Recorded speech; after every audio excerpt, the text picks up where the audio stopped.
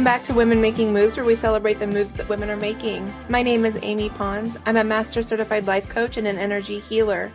I'm joined today with Natalie Peterson.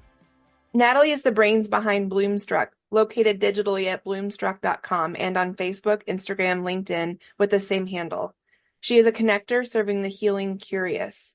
These are people who are stuck and high-centered over a hump of life. They know there is healing to do, but don't know where to start, are scared to start, think it's too expensive or a scam, or claim that they are just too busy and will get to it when they have time or money, or the list goes on. Until the discomfort is too much or a nudge happens at just the right moment. To these ideal clients, Natalie offers tools, classes, panels, and a podcast, Think Out Loud with Me, as entry points into an incredible community of teachers, guides, coaches, and consultants who can help them take initial or next steps in their journey. Natalie is passionate about emotional and positive intelligence, heart coherence, mental fitness, and adding flavor and color to an otherwise beige world through writing and speaking. And she also lives in Northern Colorado. Natalie, welcome. Woo! I made it. And you made it through that. It's a bit of a tongue twister now that I'm hearing it, but thank you for the intro. I intentionally don't read bios beforehand because I like to have an organic response to them. What you call like a beige world, I call like a copy paste. And there's another, that spoke to me, healing curious, because I always say like anybody that's coach curious. You know, in every industry, there are, I guess, quote unquote, bad actors or those that are doing it for different reasons, and they tend to fall away. This work is extremely heart-centered, and it's, for a lot of us, very soul calling and something we've kind of been doing our entire lives, but didn't necessarily know. At least in my experience. Did you find the same? Yeah, for sure. I was just saying earlier this morning, even in a digital realm where we do so much of our connecting on a screen, my office hours, my office door is always still open. And I find myself sitting in digital rooms with people just shooting the shit, right? Sure. They want to jump on and it's the phrase, it's why I call my podcast what I call it, because people just want to think out loud together and run something by you. Can I get your perspective on this? You always have, something to say about such and such, which I don't know if that's necessarily a compliment or not. But the point is, short answer, yes, that when you are known for creating a brave space, that someone can be authentic and can noodle around on, an issue or an idea. When you have that ability, I think I've been doing it all my life. You said something really interesting just there that has come up a few times recently. What would you describe as a brave space versus a safe space? So starting with safe, and I haven't been posed this question necessarily point blank, so I'll do my best to answer and probably revise myself as I go. I think a safe space is every single solitary person is welcome, no expectations, no hard edges that you might cut yourself on unknowingly, not opposed to, but in contrast to a brave space where you come in a different mindset. Like a safe space, I feel like I could hide in the corner and nobody would judge me. I don't have to speak. I don't have to do anything. Whereas a brave space, there's bubbling, there's idea, there's exchange, there's an invitation to get uncomfortable that says, whatever you're going to need to do here to accomplish that, we will cheer you on. I have to think about that even more. What's your take? Yeah. And it was posed to me and I didn't have it. I was the same. I was like, oh, wow. I just assumed because everyone I serve comes into my orbit and they really kind of know what to expect. And I create together with them that safe space.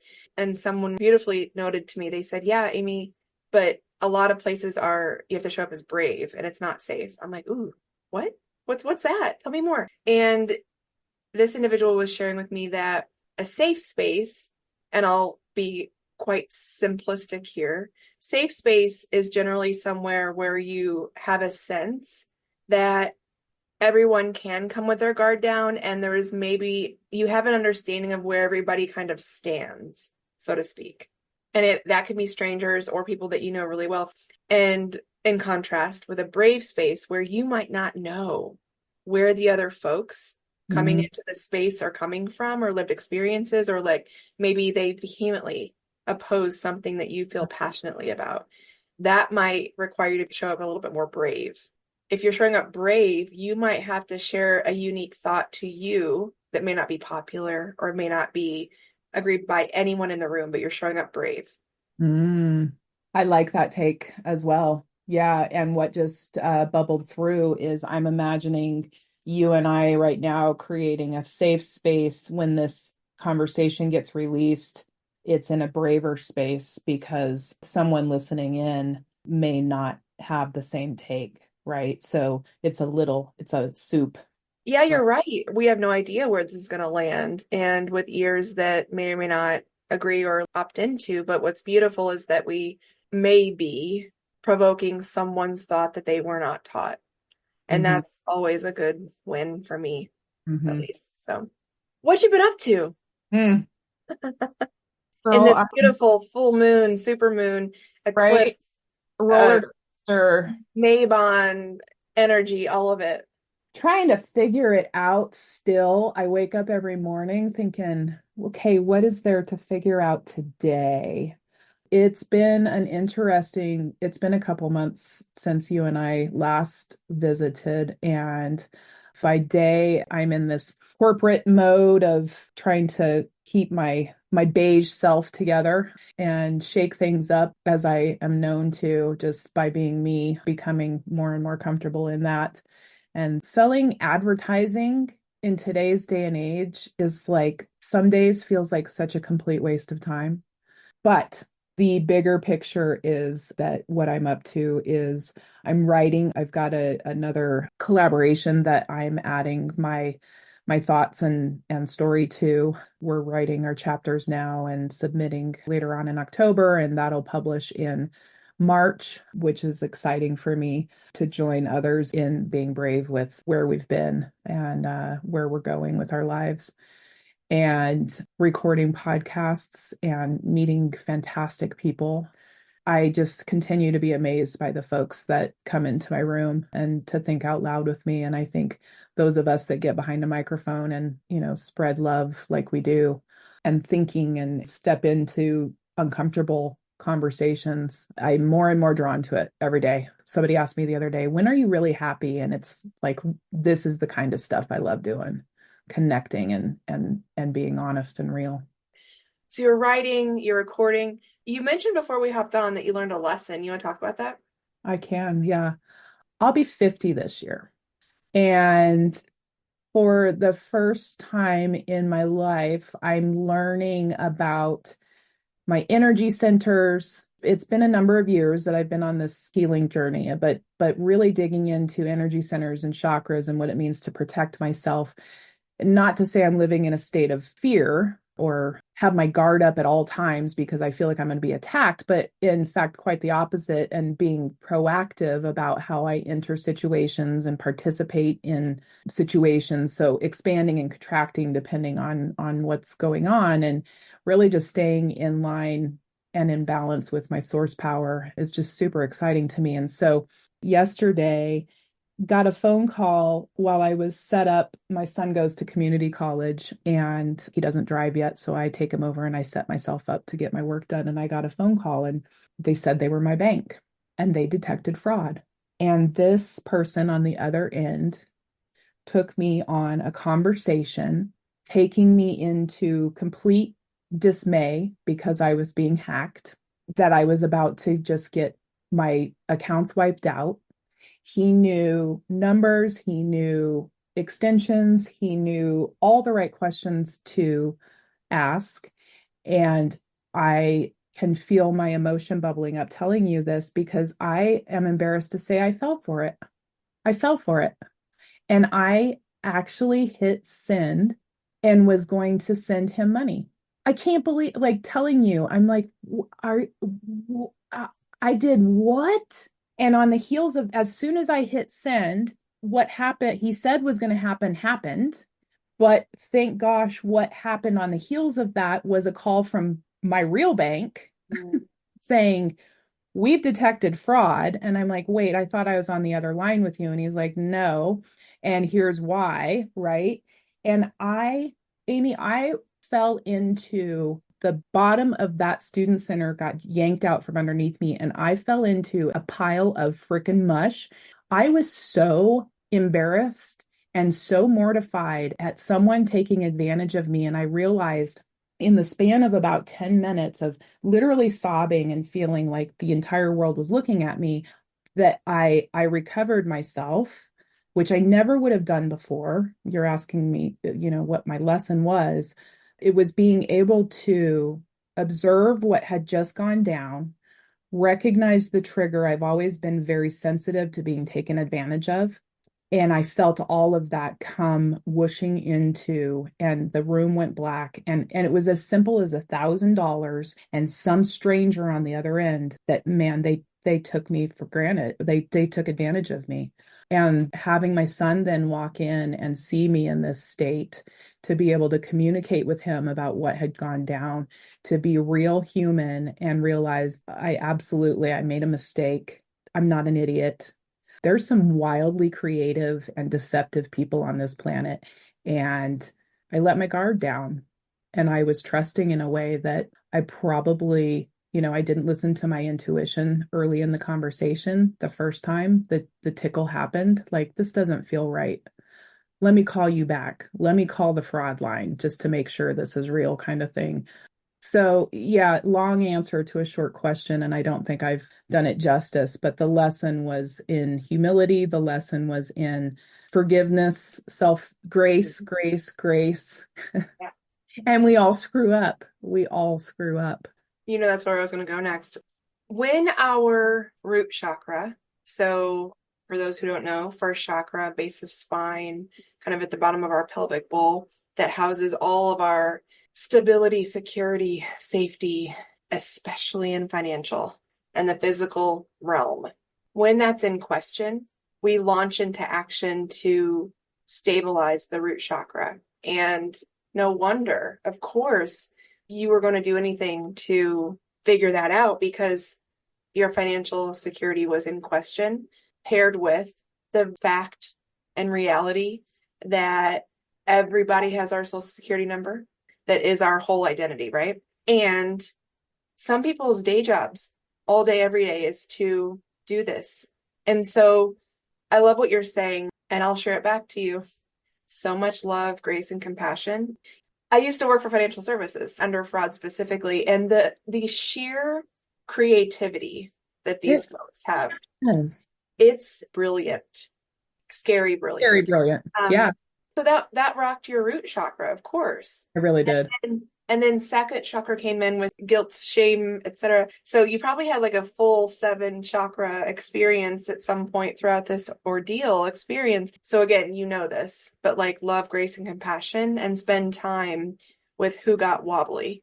Yeah.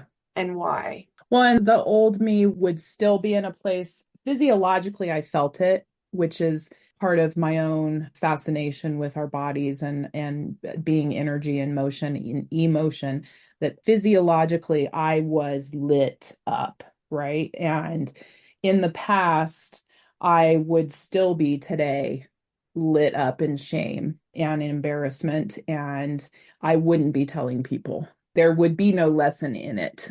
You'd And still be in it. right, I would still be in it and mortified. Now I'm like, give me a microphone. This is a PSA.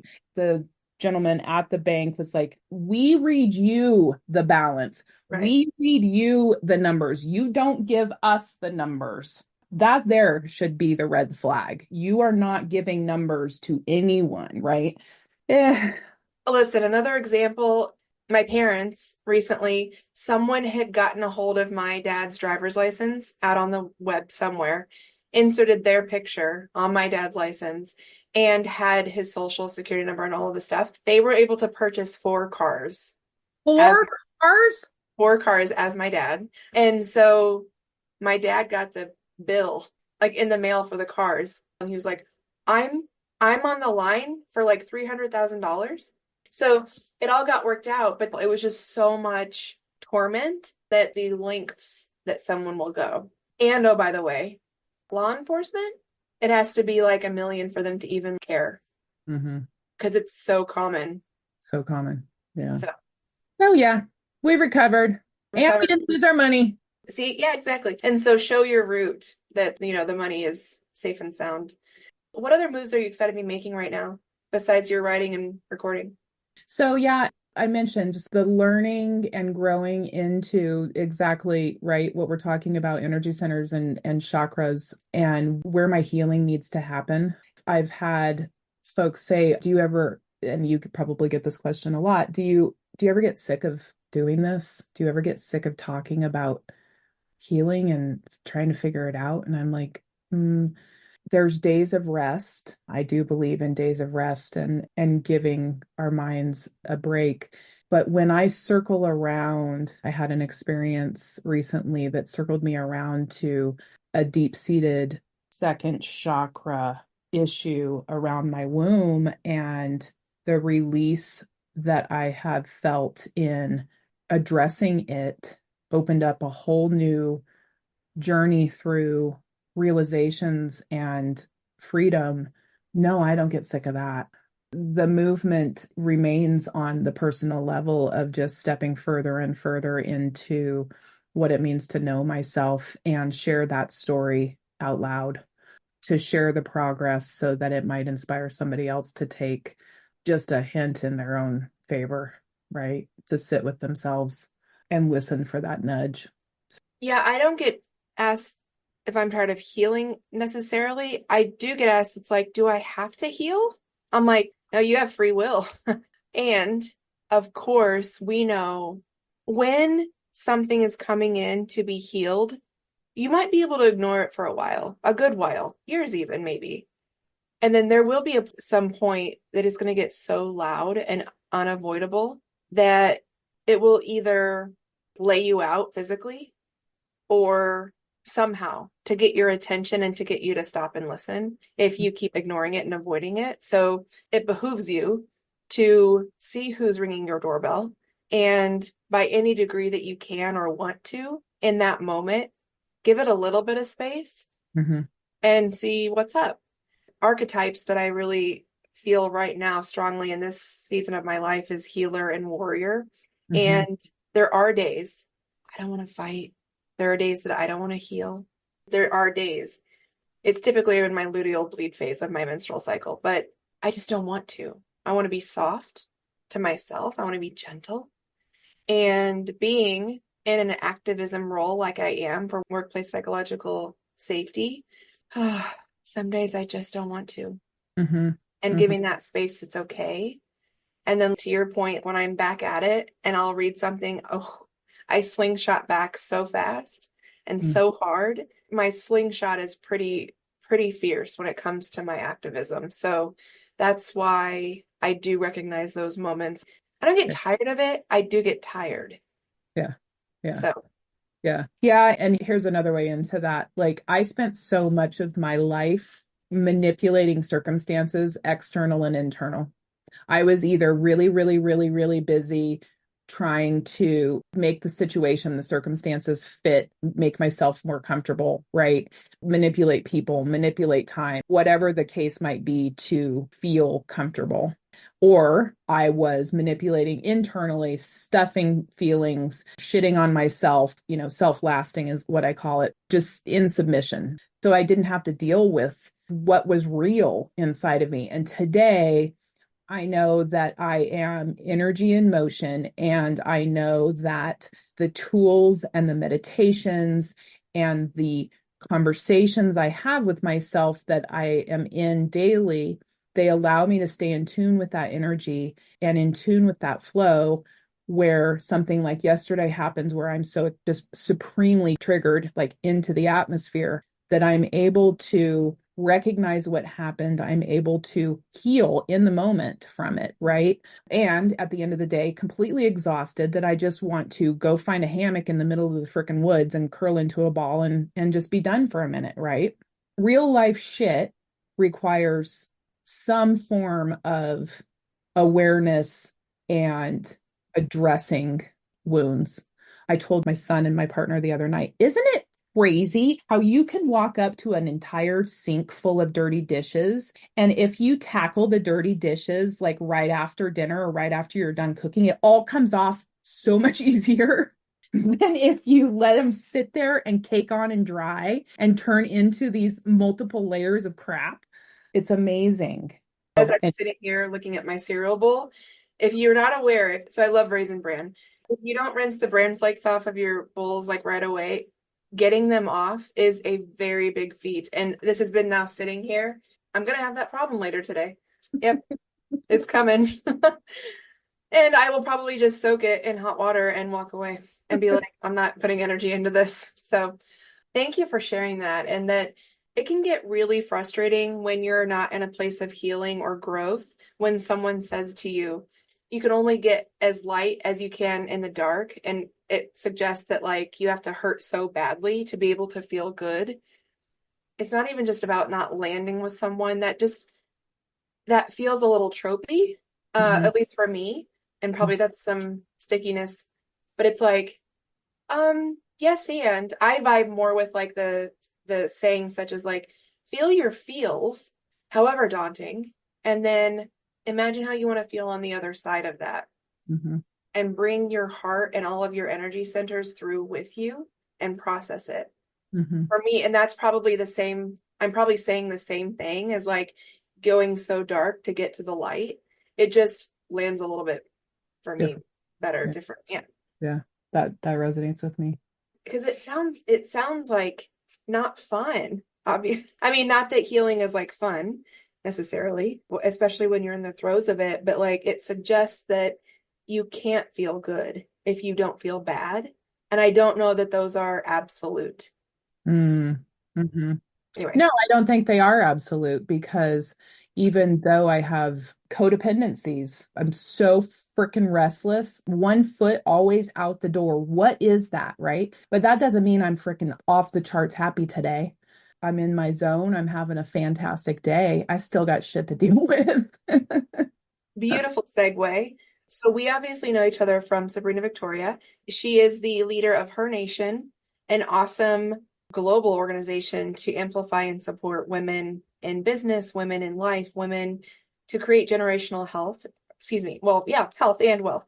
So Her Nation magazine, and I'm going to go to a post that you made, and I'm assuming you wrote this article, but tell me if I'm wrong. Mhm. So the post you made is writing expands my mind and allows me to share the knowledge that makes me stronger, clearer version of myself. Her Nation magazine is a fantastic resource that supports my efforts and embraces all the glorious angles of my sister humans working on their businesses, lives, and best selves.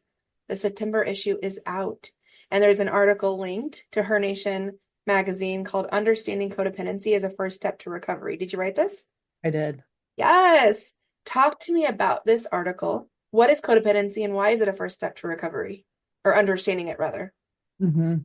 So the first thing I think about codependency is that it used to be a word that I avoided because it felt very critical. It felt very harsh. It felt like judgment, which if we go into, all the lines of healing, I'll hold the mirror up. If something's picking at you, it's probably because you have something, right? Right. So I grew up in a very what I now know in reflection was a very codependent family.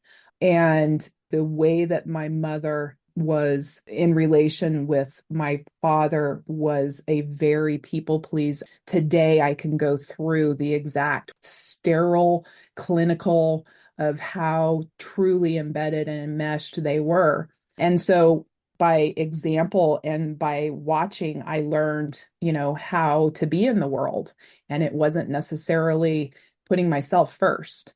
So, in studying codependency, in finally choosing to learn about it, I realized that the edges of it aren't so sharp, that in fact, we are by our very nature dependent. I need, as a baby, for people to take care of me. I cannot do it on my own. And I need others. I need relationship. I need nourishment. I need energy. I need to share energy with others. I need to co create. I am a dependent person. The slippery side of it is when that dependency starts to trump my best interest. And when that dependency starts to compromise my values and compromise who I am as a beautiful and giving human on this planet. And I can't imagine that I don't know, do you think that there's any person out there that doesn't have a codependency? In my experience, the most highly ascended human, part of that work of being so ascended is to not have any physical attachments in this life. Right. So, So yes. yes. And I'm not a person that doesn't have attachments. I absolutely do. So I have a very ascended coach, Mm-hmm. and they're always talking about attachment. And it's very easy to say, like, whoa, that's scary. We're here as humans to connect and be in community. It's to do that, but not feeling the attachment. Mm-hmm. You are whole on your own. And the notion of not having any attachments is that you're whole on your own to come into community and not rely. It's the reliance on anything outside yourself to Mm-hmm. be whole. Mm-hmm. Beautiful. Beautifully Yeah. said. Yep. Yes. And I think for the different flavors, I call them flavors of codependency, that when we really start to understand how much we look to others to validate and to give us thumbs up about what we're doing, when we put that out on the table in front of us and remove ourselves from it and really just look at it, it's like, whoa, holy moly. And it doesn't make me a bad person. This isn't a right, wrong, or otherwise. This is just the way that humans work, and shedding light on something like codependency and where we might fall in any number of the flavors, because I don't think that very many of us have just one, but just awareness. I absolutely adore making people happy. Absolutely adore it. Where my work is that if I don't make you happy, Amy, that I'm going to be okay. Yeah. Right. And that if I'm in relationship with my partner in a codependent way, that it is up to me to take care of myself, that he is going to be okay. And I have to trust that he takes care of himself, that his emotions are that's his work to do, and that my place in this is my work to do. And that the stronger we are together in those individual roles, it can free you to understand it, to be aware of it. So the article comes from just, I do feel like talking about it. And by recovery, that doesn't mean that there's like an end goal of being codependent free, right? Like you're saying, like ascended. Yes, that's a goal. It's a process. It's not a black and white situation. So, but thank you for calling that out. That was an article that I was proud of writing and submitting. Amazing. Being in relationships where two people are on individual healing journeys, I find is one of the most fascinating, because there's a nuance between, oh, that reaction, not me, not mine, and as a partner, how can I support them through their own work without attaching myself to it so that it becomes mine? It's fascinating. It's Mhm. such a line to walk. Coming up, I think for me, in first starting to look at codependency from a very objective place, and like there's a reaction that happens where you're like, whoa, I got some, we've got a lot. Wow, we've got some stuff going on here. Yeah. No, I don't. Yes, I do. No, yes, no. So, yes, there's completely different healing journeys, and where you're at and your willingness to lean into something and be vocal about it or be thoughtfully Without being like, that's not mine, fuck all the way off. right. And just like leaving the situation, because that's a vulnerable space to be when, especially if a partner that you really care about or anyone that you care about has a reaction, and then in real time they're shaming themselves for having said reaction. And then if they don't have you to depend on as someone who they love, and you're like, not Right, mine, run away. Oh, right. Yeah. that could be a new trauma or wound, So Well, I do think that there are relationships that don't survive that, right? yeah, Let's be yeah. real. And it's not just in partnerships, it's I think in my own household, I witness it in mother son. Mhm. And then how I show up in, I mentioned the corporate world, how I show up there and how I react in, and I know I can talk to you about this, how I react in a room where I've got a male boss, two male bosses, and me being always the note-taking, always prepared, the agenda set, did you make sure that the coffee's hot kind of girl, right? So the codependent relationships are everywhere. And so just being aware of them and being aware of how we show up. I've experienced pushback when I show up differently because I am aware of my codependent behaviors, and I didn't bring the agenda today. What? When I was in corporate, if I were asked to get coffee, I used to be like, oh yeah, go out the door, turn right, take the elevator down to the first floor. You'll see a cafeteria area, go there. I was named like a bitch. Yeah. Why is that bitchy? No, I'm not getting you coffee. But you're so good at it, Natalie. You're so good at keeping all the things in order. Yeah, like I don't want to keep things in order anymore. So be a grown-ass man. My warrior's rising now. Welcome, Queen. Hi. Right. I get real feisty and spicy when there are expectations, especially around gender expectations. So, okay, as we start to wind down, looking back on the theme of this conversation, what would you say to someone who hurts but may not realize that it's because of codependency, let's say? Do you help people become aware that there are codependency vibes happening and that's maybe why they hurt? I am available to introduce the idea of it being a possibility. Comfortably introduce the idea of the discomfortable, uncomfortable topic. Because to your point, coaches, we don't diagnose, we don't tell people you have this, but through beautiful energy and space, you might learn what it could be manifesting in that individual. Yep. Because you're an expert on it. In general, I'm using sweeping terms here, we don't know how to have conversations with ourselves. We aren't taught how to be gentle with ourselves. We aren't taught to ask ourselves questions and say, what do you think about that, Natalie? Take a minute and just take a beat. I had a thought the other day. I was in a conversation and it was getting uncomfortable, and I put both my fingers up and I said, give me one sec. And I literally turned around, and then I turned back around and I started the conversation over. That's something that I had to arrive at through a lot of lessons and a lot of work. And at the end of the day, I think that just little bits and pieces of work, just little bits and pieces of conversation, of vulnerability, of bravery, of discomfort. Emotional intelligence, EQ, is grounded in self-awareness, right? That's the first step in all of it.